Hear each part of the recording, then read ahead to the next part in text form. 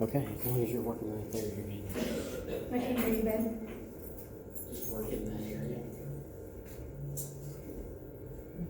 Well, I can't because the projector's there, but okay. It's all good. We'll do better next time. We'll see how it looks and we'll figure. Did you push play already? Yeah. Okay. All right, guys. So this is Liberty Tax. We do life duty taxes. This is our Liberty Tax 2019 basic tax training. And what I'm going to do first, I'd like to welcome everybody from Siloam Springs and Fayetteville and in between and all around. Before I even look at that, I'm Amber. I'm the owner. That's BJ. He's my husband. And then this is Cindy. She's one of our employees / office manager / marketer / everything. So she's worked for us this off season, and we try every off season to have a little bit, of extra help. As we grow, we will get more help during off season. You want to check her in for us? What's her name? Cindy. Cindy. Her legal name is Cynthia. So if you ever see that too around, that's still the same person, but that's her legal name. We do work in those areas because we're dealing with documentation. So office she's Cindy, on paper it's Cynthia. Okay, and that does become very important later on. So if you go by nicknames, things like that, we got to use your legal name you were born with. Okay. This is our sheet here. This is Liberty Tax. If you're really observant, you might notice on the page I gave you, it's a different logo than the head. Okay. This is going to be our new logo going forward. This was released last week. I don't know legally how long it's been out there, but we were shown it last week. That's our new logo. I'd love your input on what you think, that versus that. I thought we just needed a brand refresh. We have a new CEO, things like that are changing, and so they're doing a whole brand refresh. So that's our new logo there. This sheet here is just kind of a cover letter I came up with. Yes, Gustavo? What color is that? Some of our new slides, it's on there, but not on this one. I'll show you guys. If you'll remind me, I'll see if I've got something blue. It is blue. It is still red, white, and blue. So it is still red. They are keeping the colors. So, and we won't be personally changing any of our larger signs until next year at the earliest. But all of our paper items, smaller things, you'll see a change coming out. So if you look at this, the first thing that I discuss on here is this is our 6 weeks training. We'll meet 1 to 2 times per week. I try to have set days and times, but sometimes things change. We'll make sure, if not tonight, at least by the second one, that we know from everybody the best way to get in contact, whether it's be to form a Facebook group or to have a group text message, or maybe we have one group for Siloam, one group for Fayetteville. That way we just shoot out one thing if we need to tell you something, because as you can imagine, trying to tell 14 people something individually takes up a whole lot of time. I don't know, but that's okay. We love to do it. So, yeah. But just with textings, like if you'll look at the next line, makeups will be allowed, but please text, email, or phone if you can't attend. The reason that's so important is, especially if we split you guys back up, if there's only 5 of you in a class and 3 of you have something going, well, we could just reschedule the class. We'll have 2 people there and waste our time, right? So, because everybody here I know has stuff going. We have family, friends, social things, other jobs. So we like to make sure who's where. The other reason that's important is after 2 missed trainings with a no-show or no call, you get the boot, okay? In the past, I've let people linger on and this and that, but there's a lot of people in here. We'd love to hire everybody, but the reality is some of you may get other jobs, some of you may not like it, some of you family things are going to come up, some of you loved ones are going to pass away, some of you are going to fall and break your leg. Unfortunately, that's happened. I know it's bad to say that, but things do happen. People get sick, okay? So not everybody in this room will probably finish. That's just the reality of what we do. I have to be realistic because we're small offices, okay? We are growing, but when you only have a staff of 5 to 10 to 12, everybody's super important on the team. And we are a team, okay? And by being a team, I feel like you're responsible for each other, okay? So don't feel bad if on that group message you gotta say, hey, I'm sick today, or hey, little ones, whatever, or I've got a prior engagement. That's okay. I'm fine if you text the group, because I think we're a team, and if you were in the office, everybody's probably gonna know where you're at and what you're doing. Okay, it's just also the nature of what we do. We're a little more nosier about what goes on because of the documents we handle. So we do have to be a little more kind of in your business, as they say. Okay? Did you say we already have a presence on Facebook? Yes, we do. And that is controlled by corporate, but I do have authority to post on there. So they house all of it for us. Right now we use a third-party engine that I have to go through to post things, but you guys are able to, I think, like the page, and I think you can post on there as like community, but you can't post things directly, it has to go through us. So I think the only thing tonight you'd be able to do is post as community, a community member post that way, or like the page, or maybe share it. But yeah, if you have anything you take, pictures or something, and you want to post, definitely send it to me on one of our numbers, and we can get it on there as well. Okay? So yeah, so that's what's going on late October and November, okay, is the training aspect. In December, we do online competency reviews. That's to be determined as far as the dates, because I don't usually set all that information. It's usually when corporate rolls it out to us. There's something called the White Star Midterm Competency. That's basically like a 2 to 3 hour quiz, per se, of what you learned in these 6 weeks, okay? We've had these tests since I've been with Liberty. A lot of major companies have competency exams. U of A has one for computer literacy. Ours just happens to be about taxes, okay? We have ethics, computer safety, baked products, due diligence, and then pizza and application that we help you with. Obviously, we'll give more details about all those as the time comes. Don't let that scare you, okay? Like I was telling you guys earlier, that's definitely why nowadays we like you to commit to 15 to 20 hours a week to be in office, because it's just such a big more training gap than it used to be. Okay, there's just more to it. All our open note and open online book. This year I'm going to do zip drives for those that really feel like they need those, but we will also hopefully have the video recordings. So that is something, we'll have at our disposal instead of making you guys carry around a big old honking book. We will still have some of the older books if you like it on paper. There's subtle changes that we could show you if you want to use a book to take your test and things like that. We can definitely get one book for the office that we scratch the stuff that's not current, so you can use that to test with. Okay, and that's a good thing. It's open book, open online notes, open your notes. Most everyone has trouble a couple of times just because it's a computer test, so it can be a little funky. But everybody's made it every year we survive. So each test is a different requirement for passing percentage. Computers are available in the office if you don't have access outside.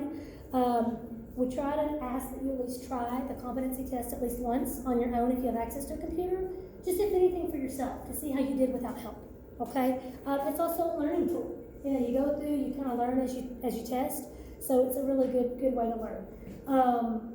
Cell phones are not usually compatible to take the test. However, it's a great tool if you want to use Mr. Google. We love Mr. Google. To be able to fill an application for job employment, you have to have all this finished, okay? It's mandatory. I do know, I will tell you this right off the bat, per the way we do the testing, because we prepare taxes, we do have to have your social to register you in the system to let you in to see your tests. So sometimes people are like, why do you need more social? You don't usually need that on, job applications and things up front at first, but it is something we will have to have just for you to test. And then anything you do, if you come to work for us, is tied to your social as well. So that's just kind of how that works when you work in a tax office. So we okay? still have to apply, right? Yes, yes, I will definitely do that. Thank you, Frank. Late December, early January, that's when we do contracts and applications, okay? Hopefully it'll be before Christmas, so we can get everybody lined out that finishes and does the testing and wants to come on board. Like I said, I would hope that everybody finishes and we have to really worry about placing all you guys. But it's just never happened in 9 years. I'm not saying it won't. You guys may be super committed and all want to come work for us, and it's great. But I've never really had an issue with that, okay? Even if you come and learn about taxes and things happen, we still would love for you to come to our office, get your taxes done, and help us market. We're trying to grow, and a big part of our business is referrals. And so we'd love for you guys to still, market for us and be a part of the team, even if you can't be there doing taxes, okay? That being said, even if you finish and it's just not a right fit for us, one of the offices, we still would love for you to keep learning, keep trying. We'll kind of have some exit interviews per se and kind of let you know, why you weren't chosen and something like that if it comes to that, okay? Like I said, it's never come to that, so we're growing and learning as we go too. So, yeah, contracts and applications usually mid to late December, early January, depending on how long it takes us to get the other things done. Pay is usually minimum wage plus a bonus. That is always changing every year. Minimum wage is going up every year. We may have a different way we structure bonuses. So this year we may do it different. You know, usually I kind of get through the training, we see what everybody else is doing nationwide with our company, and that's kind of gauge how we do that. Normally in the past, it's been on a percentage of the money you bring in yourself. So if Sheila did 50 returns and her net fee was $300 a return, we may give her a percentage of that amount per return.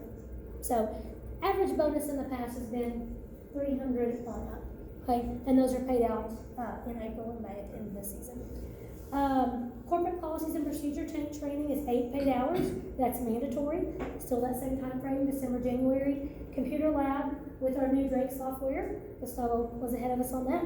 Will consist of 8 practice tax returns / that's 8 paid training hours for Are those. these 8 straight hours in one day? No.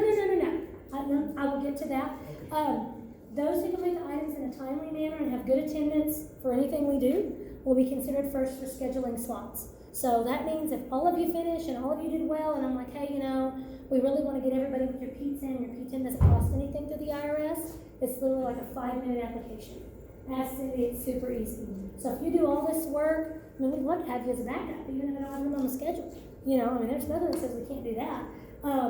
But those that don't miss trainings, believe it or not, every year we've had about half that just we can't get them in gear to get their test done. I'm not going to chase people this year. We have plenty of people in here. So, I mean, that's just the reality. I mean, I've had people that literally, I'd be emailing and calling and, where are you at? Why aren't you training? Why aren't you, you know, because you can't access some of this outside of the office. And, you know, I can tell what you're doing. And if you're not doing training programs and you're not testing, you may not want the job bad enough. So that, I definitely look at that, especially if we have a big training group. Those that get done first and stay on the schedule and commit, you know, they'll be the first ones we'll think of, you know, to hire. How many of these training sessions do you suggest that we attend before we start the testing? Start it right now? Are you talking about this training? Well, yeah, any training. You know, we did that. Okay, you have to be at every single one of these if you can possibly be. So it's not optional, like because we'll get to that in a minute. I have your syllabus, so you'll see that every day is a different lesson. So that's the thing, if you miss, you get behind, okay? And that goes back to those 2 missed, you know, if it's a no-show, no-call, I don't know where you are, you're out. If somebody's sick, something comes up, I totally understand, that's why we're gonna record, okay? We will also have makeup sessions if needed throughout that whole time, but all of these things are mandatory. There is no, some of them are absolute. The one thing too that gets down to the mandatory is the P&P. That's like in the office, corporate type trainings. That's after everything's done and you're ready to do taxes. That's P&P. That's where we teach you how to walk through the office and know what you're doing, office procedures. So it's mandatory. The last few years, I've worked with people that couldn't come. It's not going to happen this year. You have to be there to work for us. So, you know, that's all I can really say about that. And we do try to work with everyone's schedule at that point. We'll kind of get with everybody that's going to come to that first paid corporate training, and we try to work out the best times to do it. In the past, we've done like 4 hours at one time and 4 hours at another time because it's a lot of information. But you know, if you work a shift, you're probably going to work 3 to 4 hours at least. So, let's see. Those that finish all the online competency requirements, that's those 4 or 5 tests in the middle of the page. As a perk for sticking with us, you'll get your shirts paid for. We're going to do shirts this year. You'll get a combination of 3 shirts, or Liberty Tax polos or t-shirts, and a free tax return for yourself or to give to someone else if you didn't have income last year. But I think all of you pretty much have been working. So you would get a free tax return if you finish the classes. Okay? And I'm willing to give you that even if you finish, but you don't get to come work for us or something happens. I'm totally fine with giving you a complimentary return. But yeah, the shirts you'd only get if you come to work for us because you're going to wear those to work. First pay period is designated by corporate, and it's normally the 2nd or 3rd week in January. Okay. Any questions specifically on that?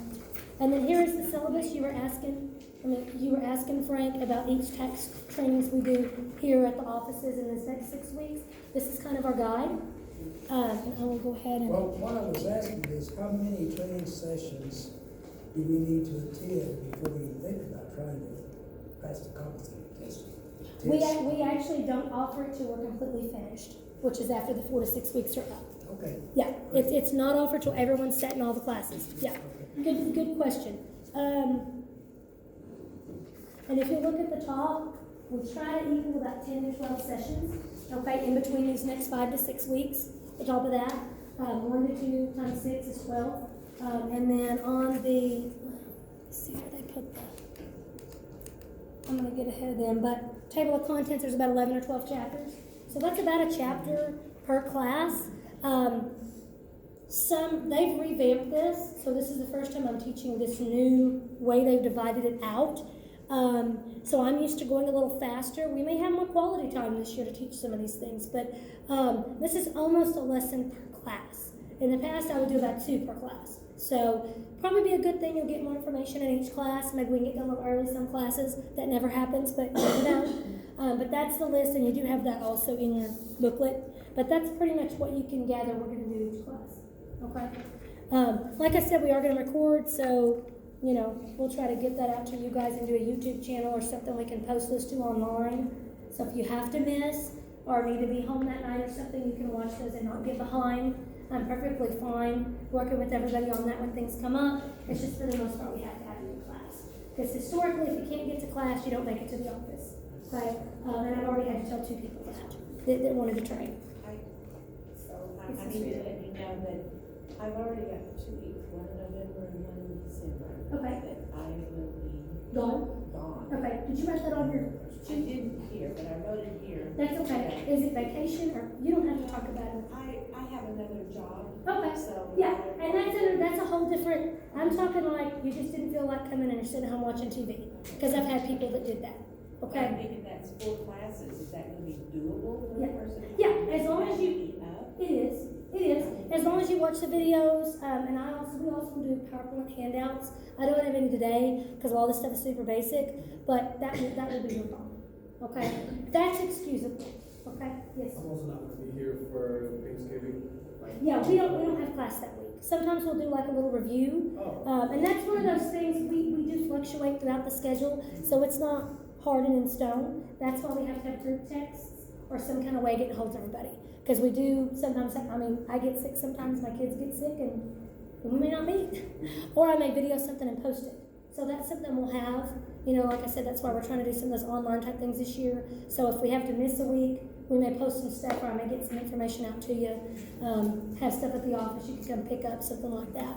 Because if you miss a week, sometimes you get a little dry in there and forget things. So we'll definitely work with everybody. I was more meaning, you know, I don't feel like coming for a few weeks. And, I know I'm going to dawn. yeah.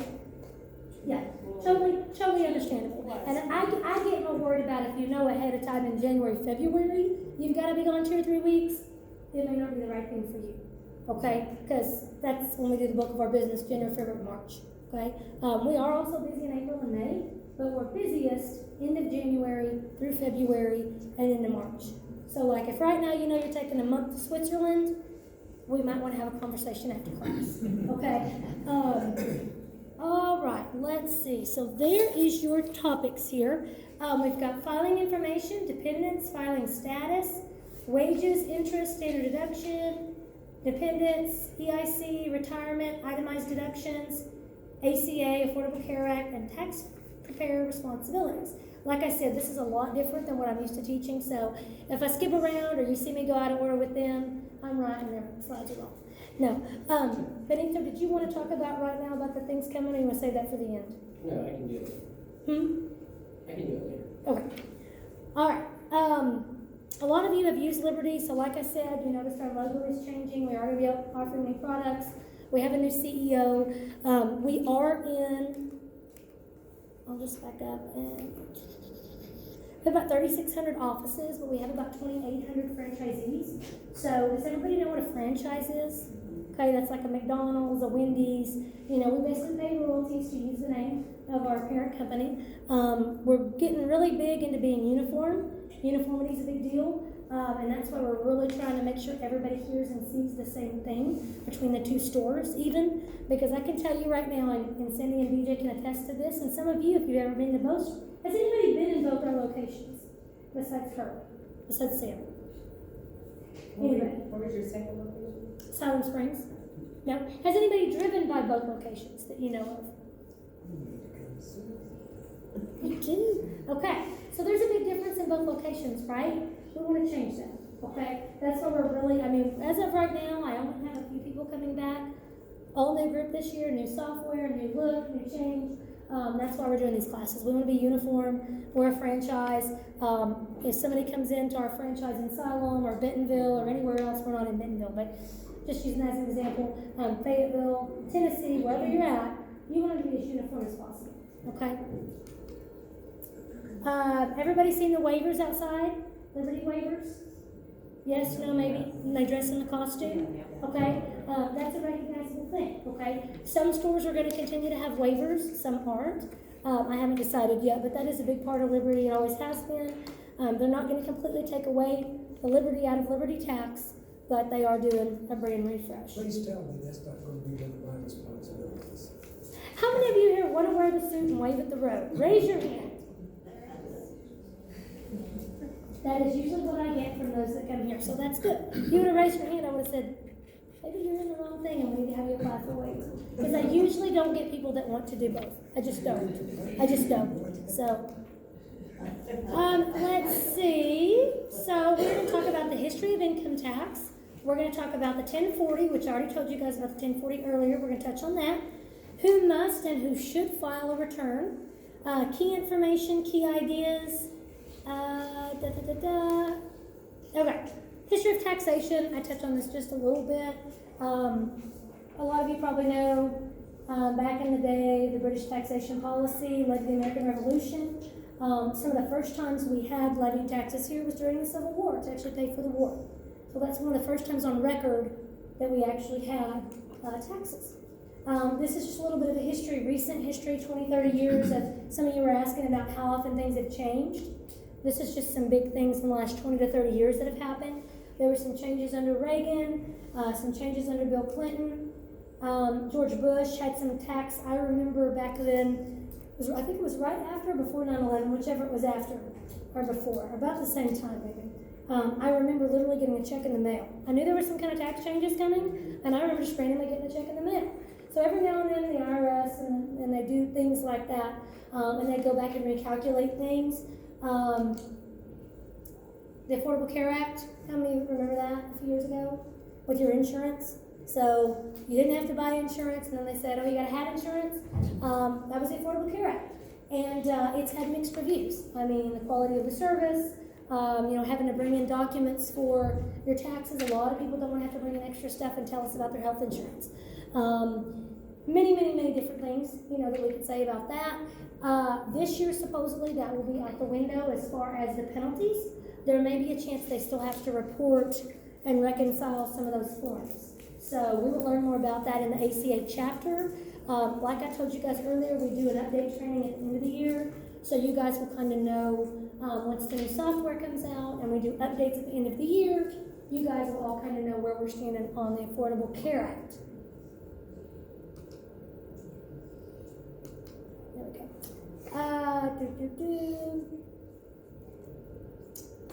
I think there's anything else I want to touch on that. We have a whole chapter on ACA, so I'm not going to touch on it too much right now.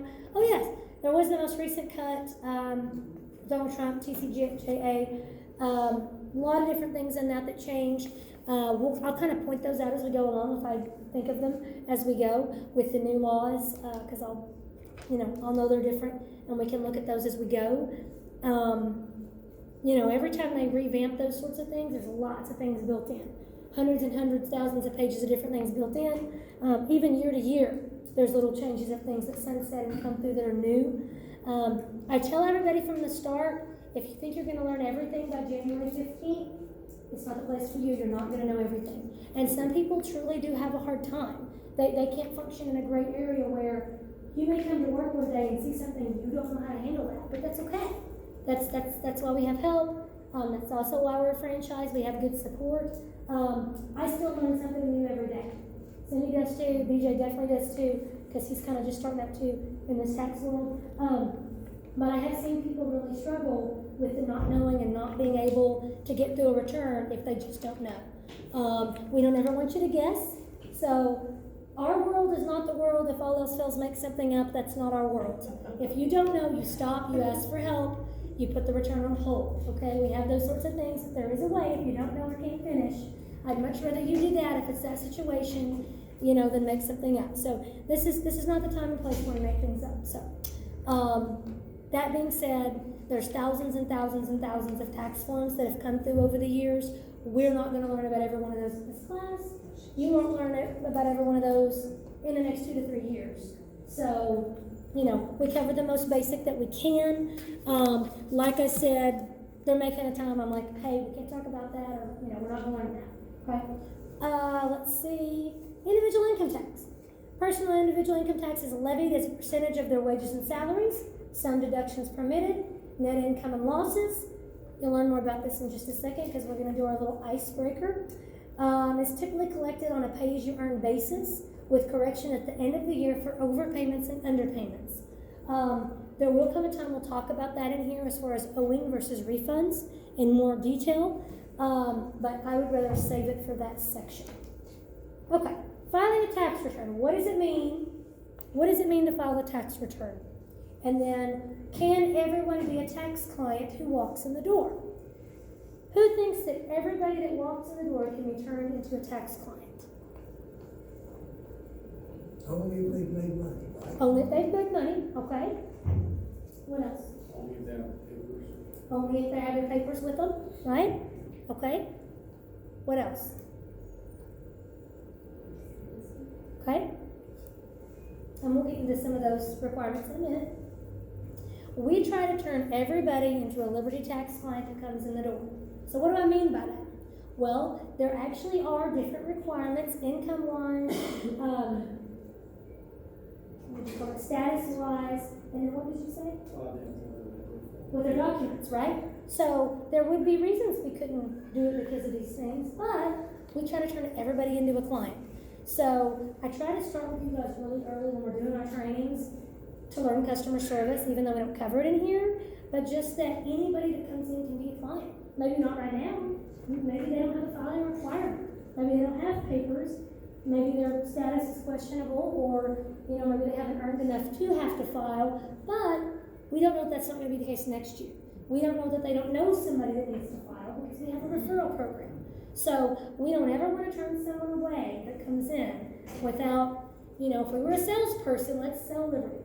You know, let's sell the IRS, let's sell Liberty, you know, to turn that person into our client. And you'll see what I mean when we go through some of these. Okay, this is the fun part. All right, so you guys all have your little name tags, right? Got your little tents with your little name on it. Okay, you guys didn't know this, but you're going to help train each other today, okay? So what we're going to do is we're going to go through the 1040.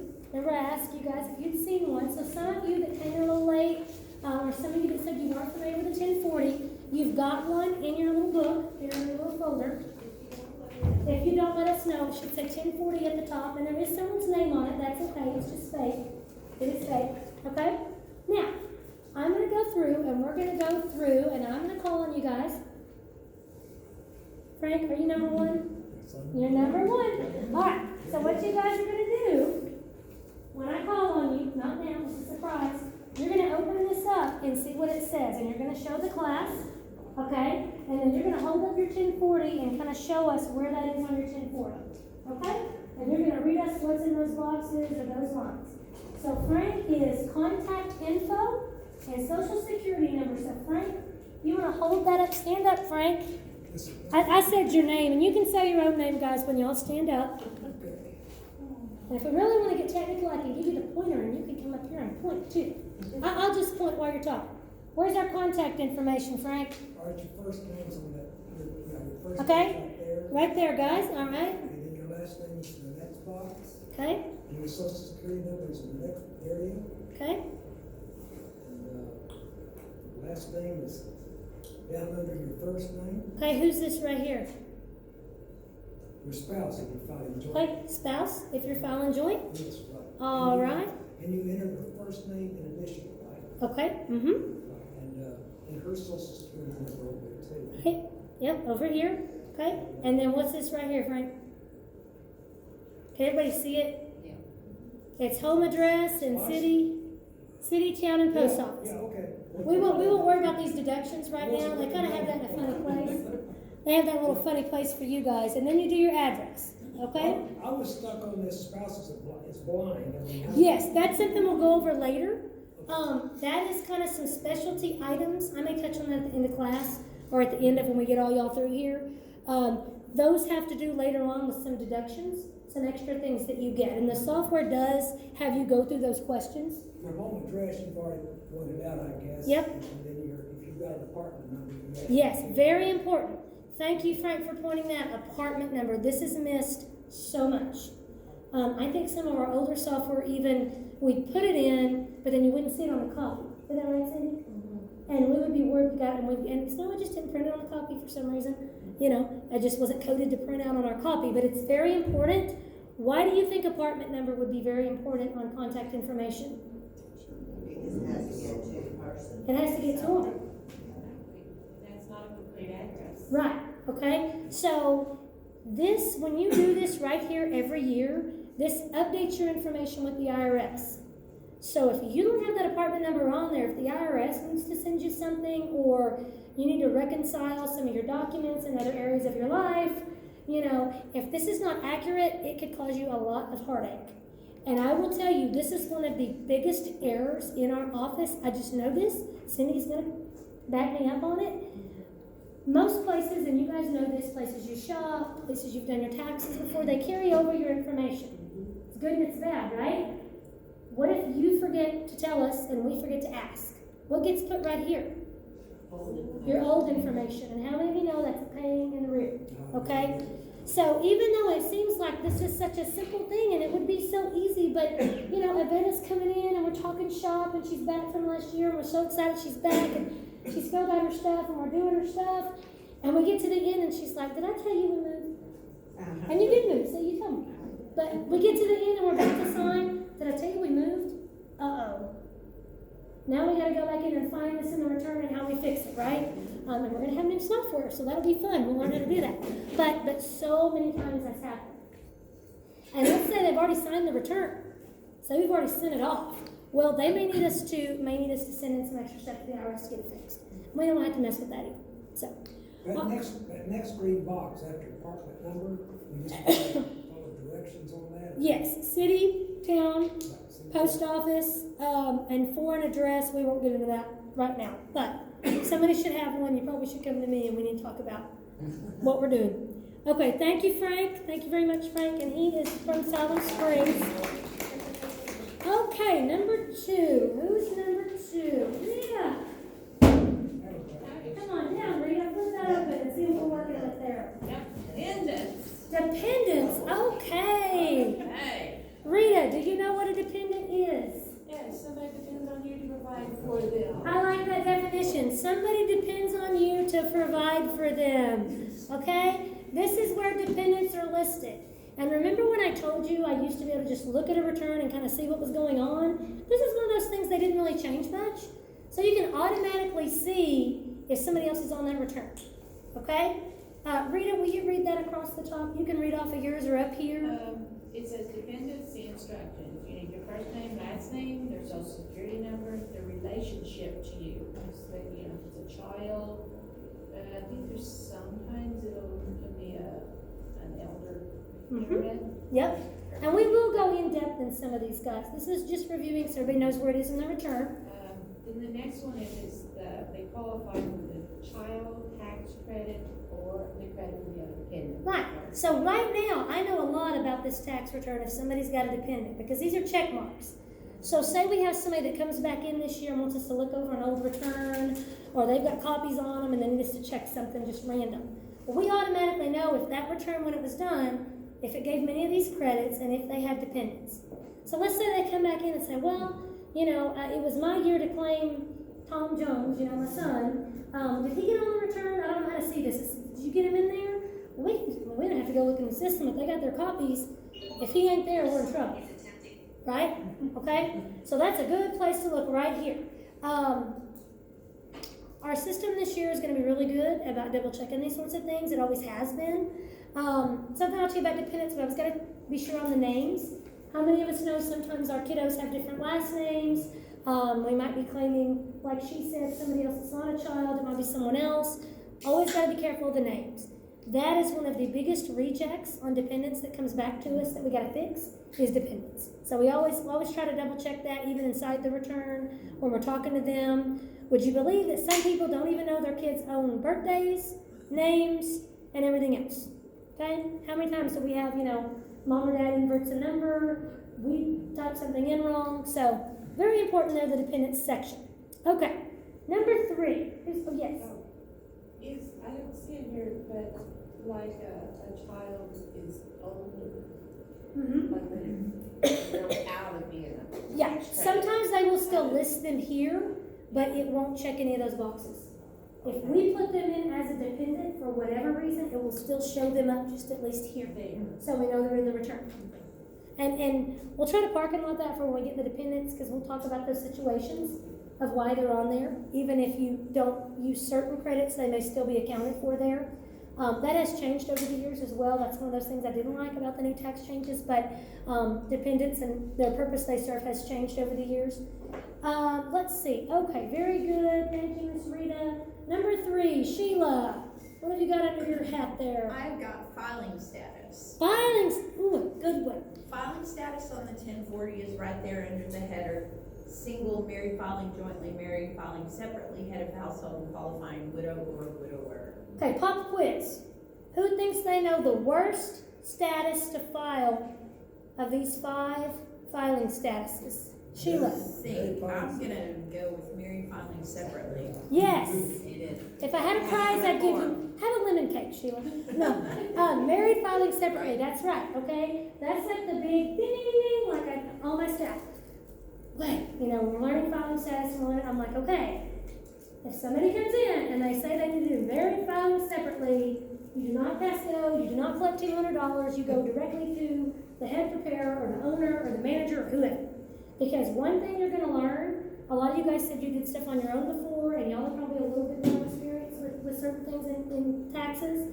A lot of times people don't know what they need. Okay, they don't know what's correct or not. That's why they're coming to us. So it's our job to tell them. Now they may not like it, and it may not be what they want to do, but this is usually 99.9% of the time, this is not your best option. And what I always say is, let's plug it in and find out. I mean, we can find out pretty easily if they have other documents, right? It's just what it is. I've probably found over 9 years, twice, when this has been the best option. Twice. And that's doing 400 to 500 returns a year. Twice. Okay? One of them had to do with the new crazy ACA health stuff, with reconciliation of health credits. Oddly enough, the other one also had to do with that as well. Was an older couple that didn't want to kind of show the other's income due to health insurance. So they both had to do with ACA. Isn't that crazy? So there are times more than there used to be that this is an issue. Since we're on filing status, what do you guys think another reason people might want to file separate? Divorce. Divorce? In the process. In the process, okay. What else? Do you know what happens? Child support, okay. What happens with child support and debts that you have when you file taxes? They take it. They can take it, right? Now, there are ways we can avoid that. So that's why, injured spouse. And so that's something we'll talk about a little later. But that's why we want them to come to somebody that's experienced, because they may not have to do this. Most of the returns we've done that we've helped them, they've gotten money back, okay? So you lose a lot of credits by doing this, and we'll go into depth more later.